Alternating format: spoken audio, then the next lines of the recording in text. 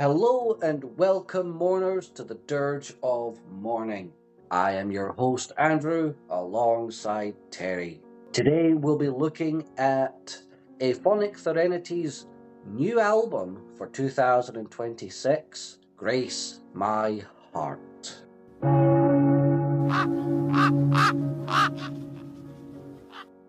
The Legends have returned with another album. This will be their 8th album to date. Amazing. I'm so excited because you know I really like this band. So, without any further ado, let the funeral begin.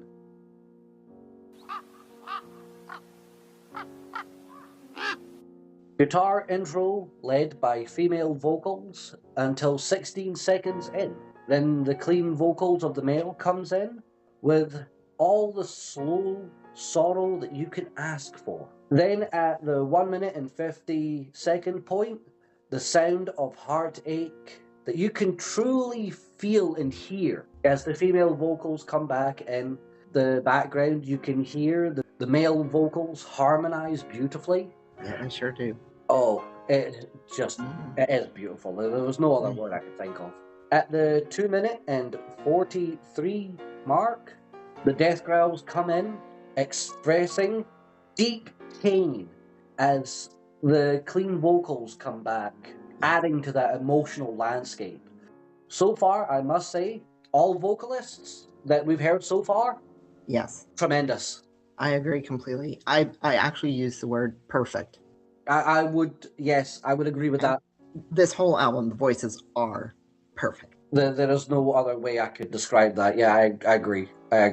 At about the 4 minute and 14-second point, we have the death wailing screams and the death growls, showing that emotional, heartbroken type landscape of vocal ranges that these performers are able to do. Well, and I believe that this song is setting up the way in which they're going to utilize this sound with the voices throughout the album. Like, this is not just a one-off sound. This is going to continue. And absolutely. We reach the 4 minute and 55-second mark. Clean emotional vocals come in. My God, it's just awesome.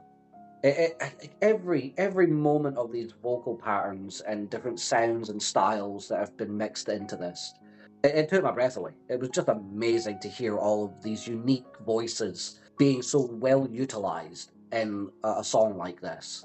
That is followed by the death growls up until 6 minutes and 24 seconds. It is at this point where melancholy truly takes root. Inside all of the musical sounds and the vocal sounds and just the arrangement of the music. It is, again, I started off with by saying this, it's heartbreaking. Like, the music truly is. If you sit and listen to it and actually, like, feel what this music is doing, you get all your standard doomy shit in there, don't get me wrong. But that funeral doom pacing is just crushing. yes. And I found myself just be going, oh God, this is awesome. But It's that's just amazing like that emotion can come out from a song. right. You just have to hear how like well put together it is. Absolutely. We get all the vocals combined until the last part of the song at 7 minutes and 33 seconds. Just a wonderful start. I agree.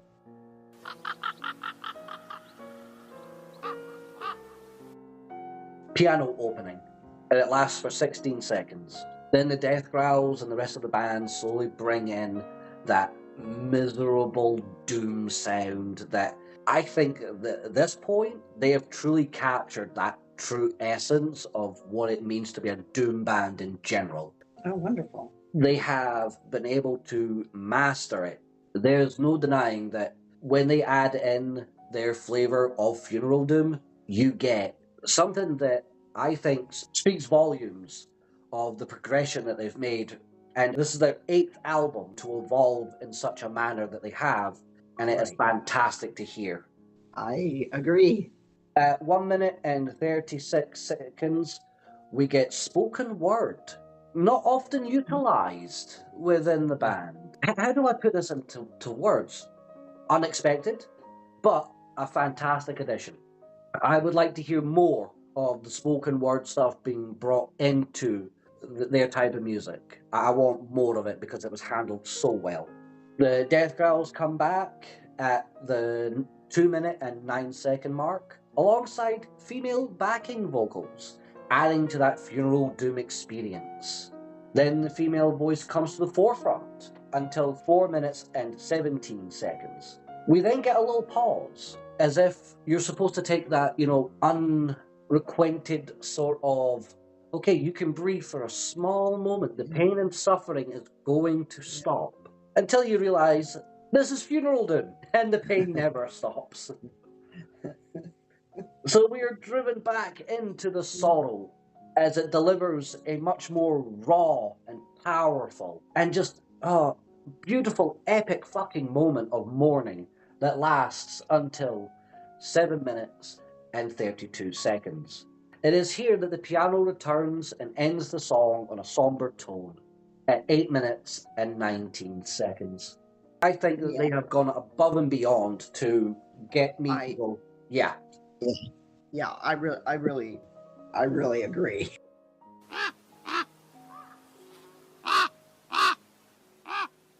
An atmospheric start to the track as the guitars slowly fade in and build to the inevitable gloom of funeral doom, and the death growls at the 1 minute and 52 point.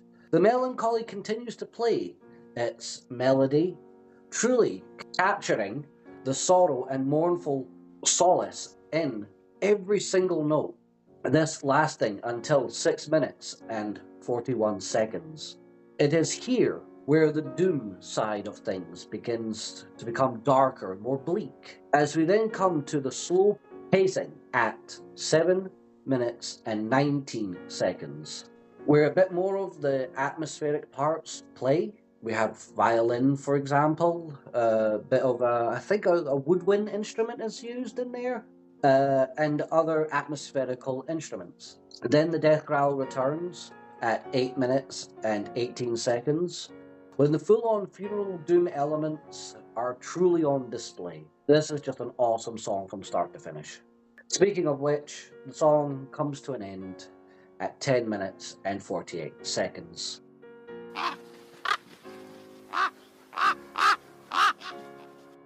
Atmospherics and guitar open this one, as the spoken word comes in with the somber tones that just fill your heart with sorrow. Yeah, I do want to say that I did notice extremely beautiful guitar at the beginning, and once again, the nice blended voices. It just draws you in. There's just something about the way that they managed to combine these two voices that peak funeral doom is what I would call that. Yes. At the 2 minute and 10 second point, female vocals and a gentle guitar tone are heard. Then the death growls, which I believe are female. If that is the case, they are just out of this world. I want more of this, please. Yeah, this one was really good with the sounds. Just the vocal range being, all over the place, made it have such a great tone and sound quality to it, and you could feel it. That's a big thing for me. Because for me, I have to be able to feel their emotion through their singing. If I can't feel that, then I'm just kind of sitting there going, yeah, okay, that's a great talent you have. Next.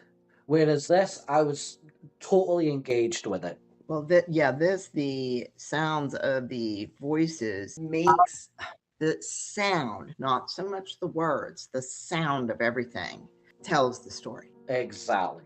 We get some atmospheric, somber tones until 3 minutes and 41 seconds. It is here that death growls are done by both male and female, I believe. The harmony just blew my mind. How in the hell do you get it to sound that awesome? That helped build out that doomy landscape of despair. But also it has a bit of madness to it. The grief has finally taken over all sensibilities, where the voices are just going insane. I've used the words crying, wailing, and screaming. Hmm. So there was actual screaming. And when you think about it, haven't you ever felt so much grief that you've wanted to just yell at the top of your lungs about something? And I think Whether it that, be, actual grief or something similar to grief. yes, the traumatic experience has led them to have this sound. And yes, I have felt wanting to just scream at the top of my lungs due to something happening, like that. Grief does take many shapes and sounds and forms. And with that being said, we get to the climax, reaching here at the 5 minute and 56 point, where all the madness of it all the somber dwelling of grief, the heartache as the death growls of both men and the female side, just bring misery to its ultimate point as the song comes to an end at 8 minutes and 9 seconds. A fantastic song, fantastic. Yes, this one I really did love.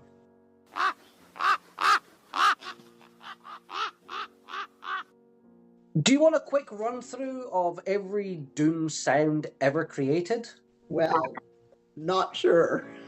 Because that's what Aphonic Threnody have decided to do, but in a funeral Doom style. See, I don't think I could truly get across every element that these guys use to pinpoint which decade or what style of Doom that they were influenced by, but for the majority of it, that's pretty much what they're doing. They're utilizing all the different bands that they're influenced by in this song. And yep. Okay. Well, that kind of makes sense. So I can't wait to talk later about the lyrics. Instead of me telling you a play-by-play, it's just a song you're going to have to listen to and see what their influences are. See if you can pinpoint what bands may have influenced this particular track.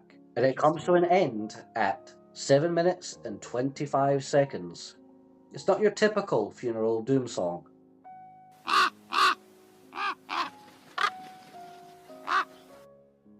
Atmospheric funeral Doom at its finest.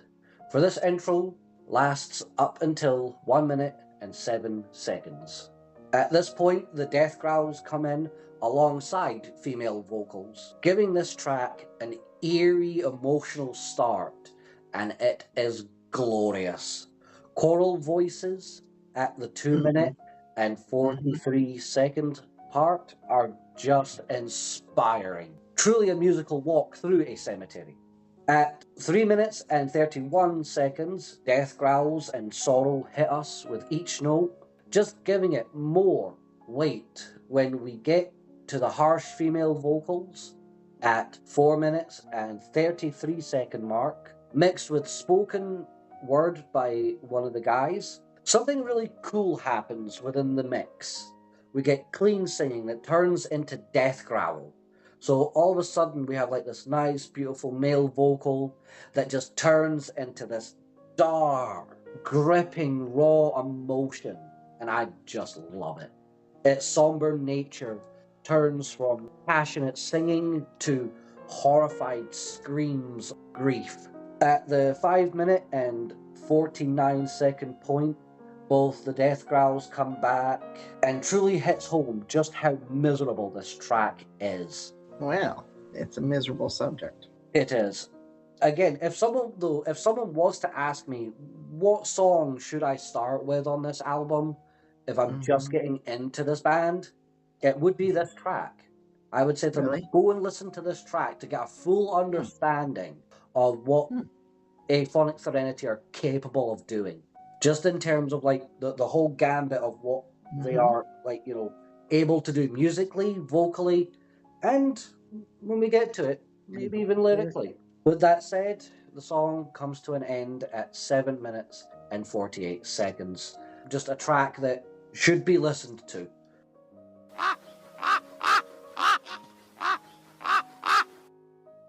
Atmospheric opening lasting until 1 minute and 16 seconds. Then the death growl comes in, bringing the funeral doom with it. Behind it are the female backing vocals, led with the pain and despair, which you can almost reach out and touch. The way that the vocals are done here It is like 3D sound almost. You can feel every bit of it touching you. Yeah. Oh, raw emotion. A feeling that I get when this track comes on, I can only say is dismal, eerie doom. This is one of my very favorites as well. Each vocal transformation just hits more and more. It is a thick, heavy, gloomy track full of suffering, Oh, for sure. which leads to the 7 minute and 7 second point. The song hits that slow, melancholy part that kind of lingers in the air as the death growls come back. At the 7 minute and 24 mark, this is where the idea of what we were talking about earlier, like screaming out as loud as you can, this goes Yeah. beyond that. This is Well, not just screaming because you're like sad. This is angry. yes. Like you are This is- screaming at the okay. heavens. I'm just going to say the word that I underlined. This song is scary. This Yes. song actually could be a horror song. This is a scary song, and wait till we talk about the lyrics. Oh my goodness. The female vocals adding to that heartache of it, though, it is Yes. gut-wrenching. The song comes Yeah. to a haunting end at 8 minutes and 44 seconds. My God. That'll haunt you for sure. Aye. There's no doubt in my mind that that is taking the actual sound of despair and trying to create it musically. It's wonderful.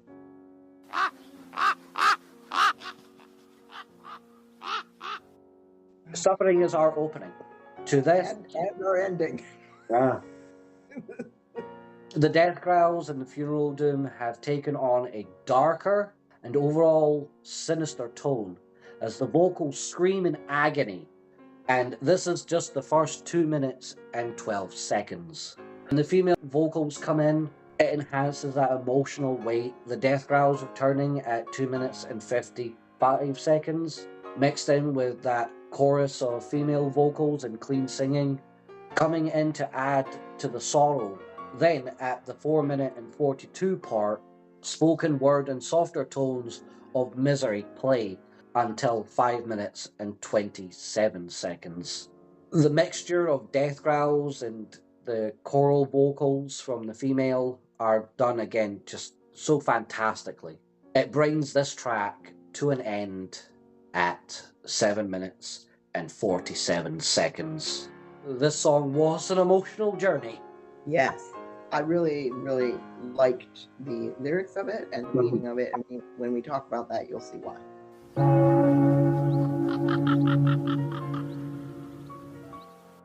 So overall, how did the music make you feel then? How did the music make me feel? It made me feel fantastic because it's done so well. It put together so well. I couldn't have asked for more. They're at the verge of like the pinnacle. Yes. This is some of the best music the band has done, in my opinion. They have stepped up their game in every album. I want this sound for the next album, and I want it to be more full of grief, more sorrow, more orchestral elements, because that was a little thing that was lacking in this. But if this is the blueprint, through some of the songs, which I enjoyed, I wanted a little bit more of that, a little longer there, and a little bit longer piano. And then when they have those soft guitar notes, I would want a little longer of that. Right. So again, this seems like a blueprint, and they would be, I likened this album to the music wise to Shape of Despair in a way. I would agree. It's very close to that. It's very close to it. Yes. Again, this should be a blueprint for their next album. Bring back the same vocalists, add more of that grief, more of that proper funeral feeling. It is bleak, it is dark, it is sorrow, there's sadness, and it is a solid musical piece. It's a must-buy.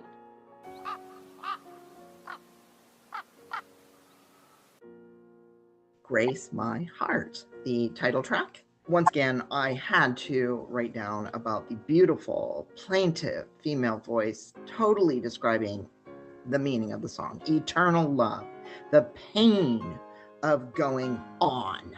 Quote, just bring her back. Just bring her back to me.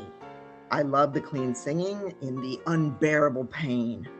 And the blending of the voices, the death growl, the clean singing, everything's perfect, as we said before. Again, it helps lend to those moments in the lyrics. It does. Yes, it amplifies because, their meaning. right, that's what I'm trying to get at. That the sound goes along with it. Absolutely. Okay, amplifies perfect. There was some question to me of a quote in there, father disappearing, and then father was capitalized. So I'm wondering if that was a religious reference to, I'm being left alone to suffer, and quote, my child.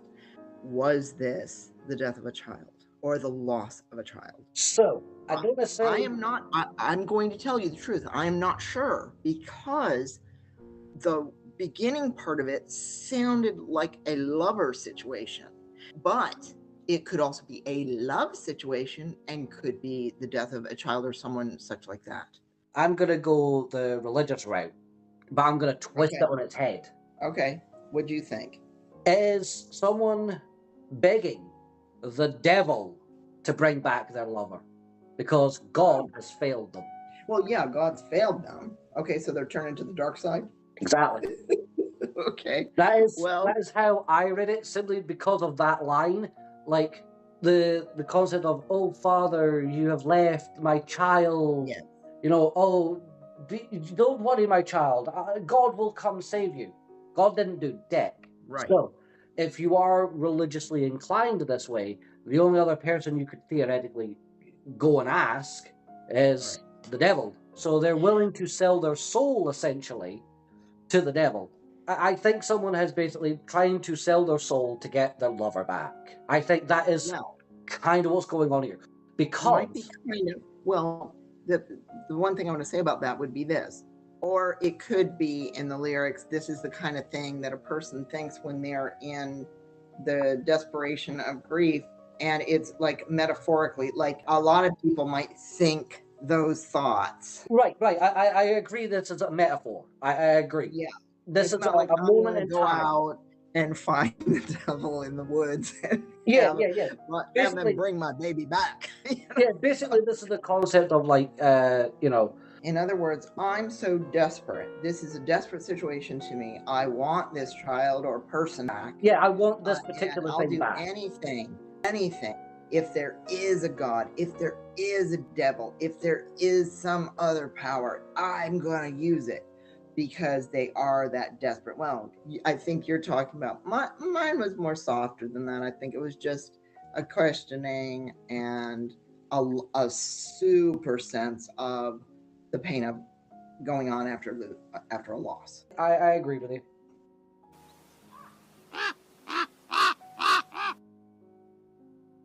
Blood of Gods. I did enjoy, I'll say it again, the soft piano, the soft death growl at the beginning. Okay. References to ancient gods, I believe. Mm-hmm. Don't fear the sticks. Well, the sticks equals death. I mean, metaphorically, I think references. This song talks about the voyages of gods and their wisdom. Here's a quote that I enjoyed, or possibly explains a lot of things. The way seems too long. The waters go too low. Thicker than the blood of gods. In silence, I dive in my thoughts once again. I had that quote written down as well, because I think that sums up the feeling of what's going on here. There's this sense of the use of child. There could be a link. There could be. There might not be. But if there is a link, I'm going to go down that rabbit hole. Okay. The child has passed on, and they are now at the river Styx. They are moving forward to go to the underworld. All of these elements are now starting to weigh on them. They've come to realize, I'm not really alive anymore. Where am I going from here? It's asking the question, where do we go when we die? Yes, that is perfect. Perfect, because then I would say that does lead into the next song and has something to do with the last song. So the songs are not necessarily all linked into one story. However, there is a theme, which we can talk about later. I definitely wrote down a theme to all the songs. To me, it was just a metaphorical song having to do with the way that people looked at death back in, through. Again, if we're going to look at it though, as from like the point of view of a child, what I see this as, Death himself trying to calm the child down and explain, this is what happens. Right. Don't fear the sticks. Right. And again, trying to calm the thoughts of this child. Again, it is a child. It could just be that, caring element of, oh, be calm, my child, for I am older than you. Right. I have far more wisdom. Right. Right. So the term used in a lot of it about child could be not really a child. Right. But it may be a child. Mm-hmm. So we don't really know. There's that 50-50 here, I think. At least for now.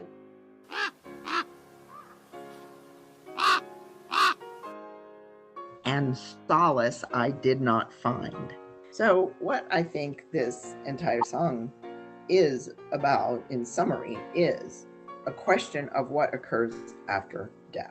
Like we said, I saw a continuation with that thought from the last song. Yes, exactly. Quote, I have lived too many days, too many nights. I have wandered too much, and solace I did not find. And at the very end, question, in death, shall I find solace? Question. It's like, what happens? What happens? Looking for peace, desiring peace, questioning, is that what I will receive when I die?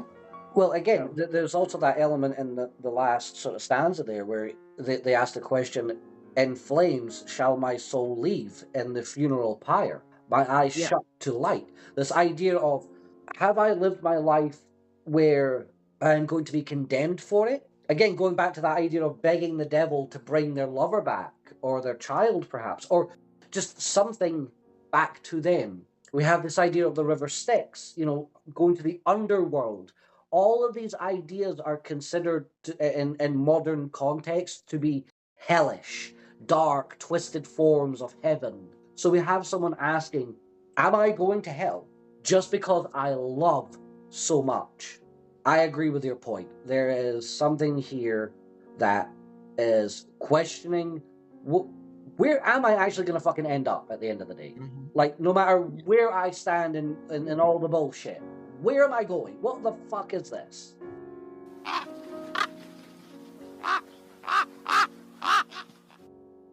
Destroy your will to die. All right. I put lots of stars on this one. It's a fantastic title, though. I mean, not just the title, but the entire thing. There's a lot of stuff here. It is a song about a loved one. I glance upon the grave of my beloved, wishing she would come to me again. That basically sums up what the feeling. Again, that is the whole point of Funeral Doom. These opening lines sum up Funeral Doom in general. So we are back to having a classic, like, straightforward, this is Funeral Doom. Okay, so the idea of the lyrics is pretty simple, really. But the way that, once again, the sound brings it out. Purely painful voices. Pure despair in grief. The lyrics and the sounds really are one. Yes. You can't really separate this. No, the it was a hard... the wailing, the screaming. I love it. Because I mean, yeah, you've got the words, you want them back, blah, blah, blah.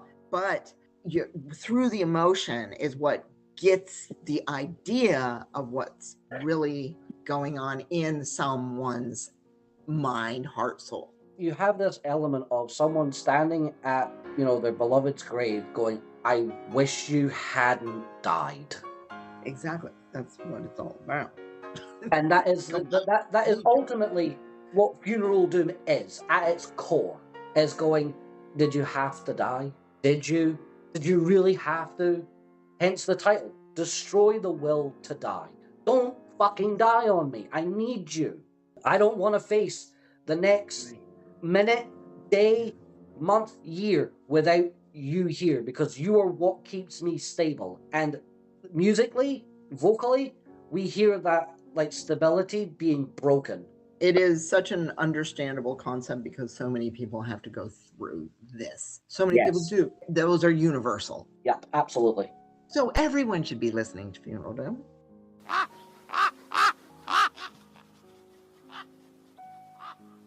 Hooded Claw. Well, wasn't expecting a title like that. So this to me was the oddest song. I'm not sure exactly why we have a scary monster story on this Funeral Doom album. It's a scary monster story and some type of sacrifice happens. And the whole thing is like a metaphor for something, but I don't know what. It's really weird. I'm sorry, but these words are very strange. I'm kidding. I mean, I'm not kidding. Please. I'm not kidding. These words confuse me. I don't know if we are talking about vampires hiding in a corner. I don't know why there is a monster child eating people. Excuse me, do you know? So you know how I said to you that they used all their influences in the music? Uh-huh. Same with the lyrics. It's going back to that old school style of Doom, where lyrics would contain sort of like, I'm going to get a lot of flack for saying this, but you fight me later. A lot of old school Doom songs were basically Dungeons and Dragons style stuff with a lot of heartache, a lot of religious like imagery, a lot of horror imagery, hence the term Doom. It's supposed to bring about like scary flashes of gargoyles and demons coming for your soul. Well, definitely we have that here. Oh, absolutely. Again, it's just them paying homage to doom metal in general. That's pretty much what I got from it.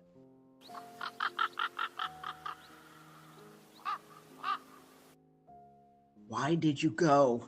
This now carries on with our basic grief, missing someone. Someone is missing. Someone who either left from love or leaving or death. In other words, this song could not necessarily be about a person dying. It could be about someone missing. Gone. I would say that you're absolutely right, but there's two people saying how they feel about it. Mm-hmm. They're experiencing the same thing, but in different ways.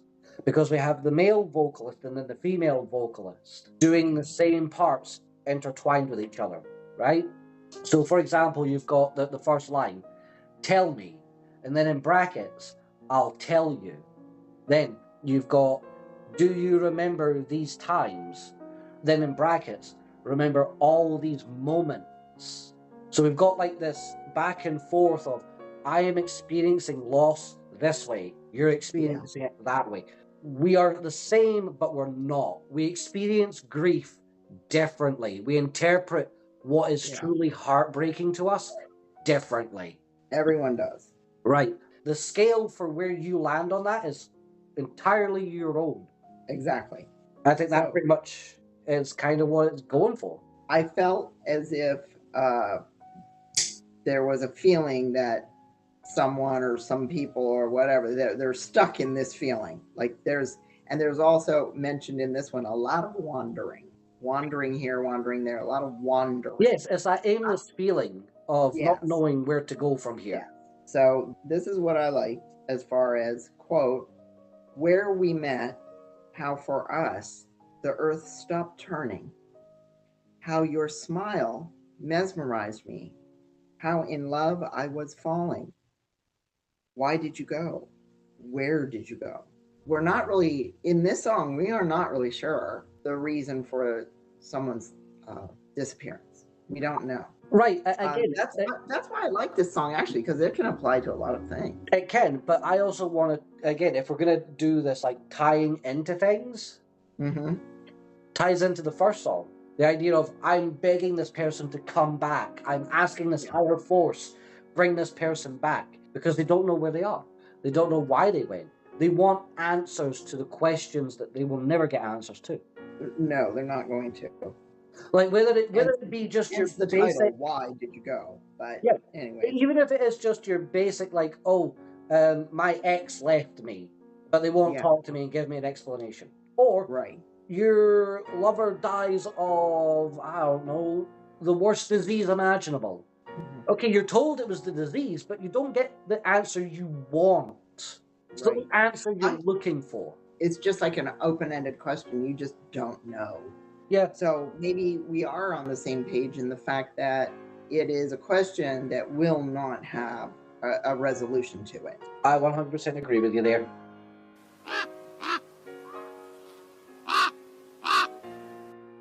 A promise. I think this all leads into this concept, though, right? So we have all of these elements vocally and the music giving us this concept of the mental stability one goes through as they experience grief. Okay, so let me read some of the words so that we can explain that. Atop this hill, he suffers and cradles a loss unbearable, which ends in fables. Fables are stories. Like, you cannot realistically sit there with someone going, oh, let me tell you a story about suffering. I don't need you to tell me a story about suffering. Yeah. I am suffering. Yeah, right. And I think that's what they mean by using the word fables, because fables are kind of like fake stories. Yeah. little, okay. So a promise to heal through pain. Okay, hold on. I was going to read those. Okay, go for it. So what we have, before I read those, though, I do want to say there is a reference to a top of a hill. There is a reference to a volcano in this. I think what this is someone contemplating suicide. I do believe that. So a promise to heal through pain, a promise bear this loss, a promise to heal through fire, and a promise to bear this death. So I do think this is not necessarily a person standing at a volcano thinking they're going to dive in, but the thought, the metaphor of it, the thought of it. Like, right. I want to basically. I'm in so much pain that I don't want this pain to continue. This person is going through, like it says, through pain, through loss, through fire, through death. All of these things do not work for them. And again, it also goes back to the idea of you telling me things isn't helping. Silence doesn't heal, but neither do words. Doesn't matter how he or she approaches this type of suffering, doesn't matter. This pain is going to last forever. For the rest of their life. Okay, so this is, to me, scary. This person is having very scary thoughts. That's what I get from it. Like you touched on, it is contemplating suicide. Yeah, I do believe that. And I don't think that is so unusual. Oh, no, absolutely not. Absolutely not. I'm sure you can look back through many moments in your life where people have stated or experienced those elements and you kind of went, I get where you're coming from. I understand why you would want to. Grief is not just black and white. You're sad and then you move on. You go through a plethora of different things at any given moment.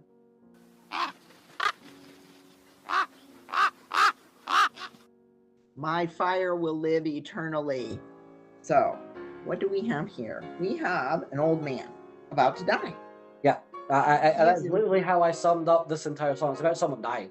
He is instructing his children that he leaves in peace. Children, listen, I won't be long, nor with any length. For during my sleepless nights, you were my strength, my testimony, my fire, my love will always guide you. And he is telling them not to be sad, basically. Yeah, the idea is don't grieve for me. Go and Right. enjoy your life. You have given me something to live for. It's time for you to live. I Which think this is actually beautiful. I do too. It's a wonderful thought. This is the natural course of things.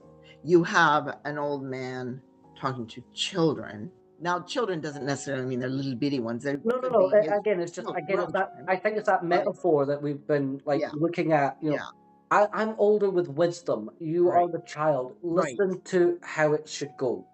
When he's describing various things that occurred, he's just letting them know, I've already lived my life. I've done all these things, and I am going to go in peace. I'm going to go with loving you and you loving me. And that is and if everyone could have it that way, wonderful.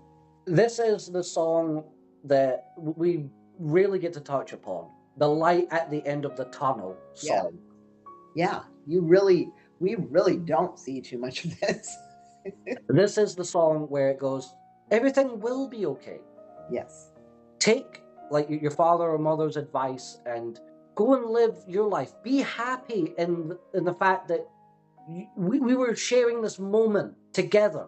All the wonderful things that we've ever done, every experience that we've ever had is a good thing. It says in the last couple of lines, each step you take towards the dark will be enlightened. So I think that means his light, his love, because he mentioned that already. This is what I want you to remember, basically. I want you to remember my love for you. That is what it means by my fire will enlighten. It is my love will shine for you to carry on. Right.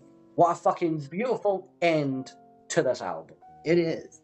So I am not 100% sure that every single song is linked. I don't think they are. But yeah, so what I wanted to touch on was like this sort of theme that runs throughout. The lyrics and the music, I think, paint a picture in almost every song, maybe not every single one, that the lengths that people will go to when they are in a painful grief. In other words, lengths emotionally, things they might do, things they think of doing, deals they might make, all these things. So these are the stages of grief in a disorderly manner. Yeah. Because we have the bargaining, we have the acceptance, etc., etc., right? Yes. Just all mishmash, because that's how grief is. It doesn't start with this and end with that. It is anywhere and everywhere. Yeah, I know. They always have them numbered, but those numberings are all necessarily go that way, right? Right. Because you could wake up one day going, I'm in the bargaining stage. But see, 20 minutes later, you could be in the fuck everybody stage. Yeah, the anger stage, right? And I 100% agree with your analysis on this. Now that we have gone through every song, and I agree with your conclusion here, 100%. I agree with yours, so we're on the same page. Absolutely.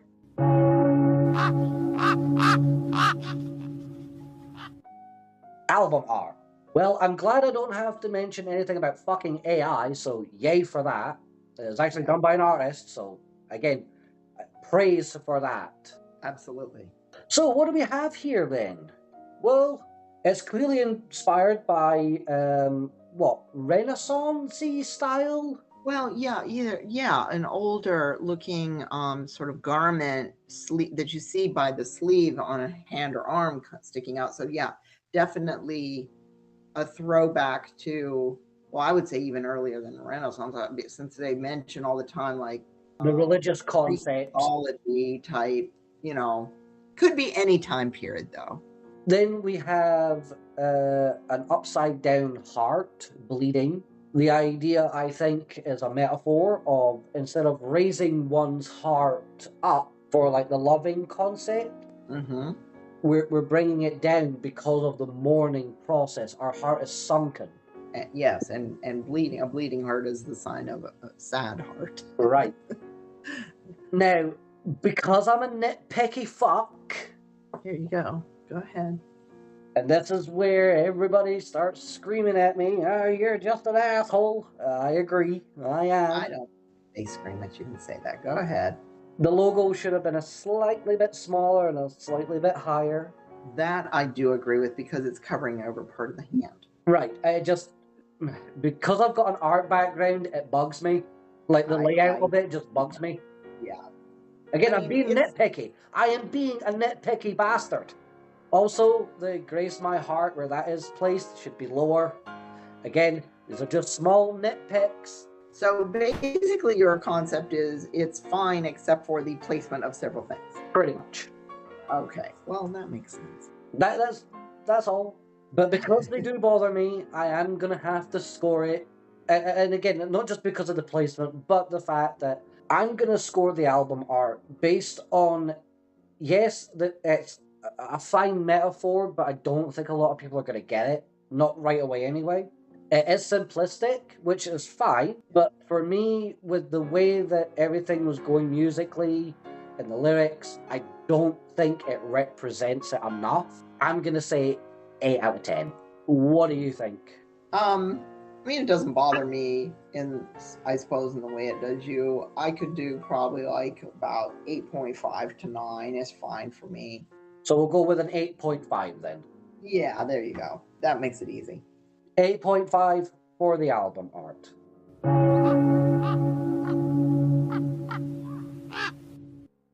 Album scoring. For me, you want mine? Yeah, go on. 10. That was easy. You know I love this band. You know I love their songs.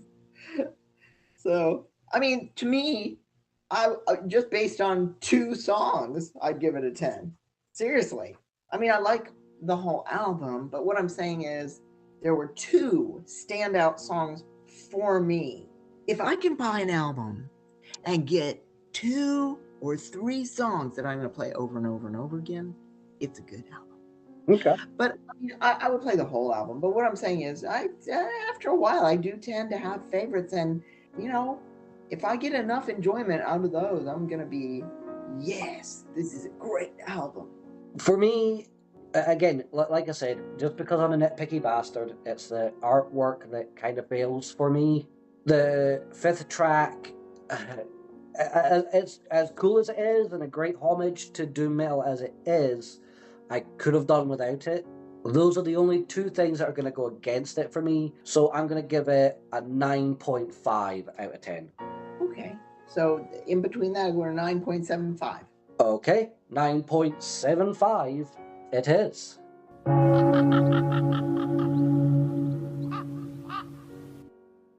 Final thoughts. Okay. Would you say that this album is a great representation of Funeral Doom in terms of its emotional turmoil? And yes. Well, here's my final thought is they sound in this album a lot like another of my favorite bands, which I've already mentioned is Shape of Despair. So my favorite portions of what I'm hearing here, the blending of the voices was absolutely beautiful and perfect, spot on. And the use of the violin, the piano, perfect. Like I said, I'd like to hear a little bit more of that. I like that they escalated the voices up to actual wailing and screaming, which I know that sounds crazy, but no, it's not, because that is the way people feel. So I'm a fan of that, and I would like to see, as you said, a little bit more, a little tiny bit more push on this, and they're on the right path. I think they're definitely on the right path. This is it. Yeah, if they take this as a blueprint and just expand on it, add a bit more of that orchestral element to it, a bit more of the atmosphere, I think we would have a fucking perfect album. Yeah, superior. Yeah, these guys have risen above a lot in terms of like musical ability and getting what it truly means to be an atmospheric funeral doom band. I want more of this kind of stuff. I do too. I enjoyed it thoroughly. Don't forget to check out their other mournful offerings, links of course in the description below. Until next time, mourners, remember, every day is a funeral.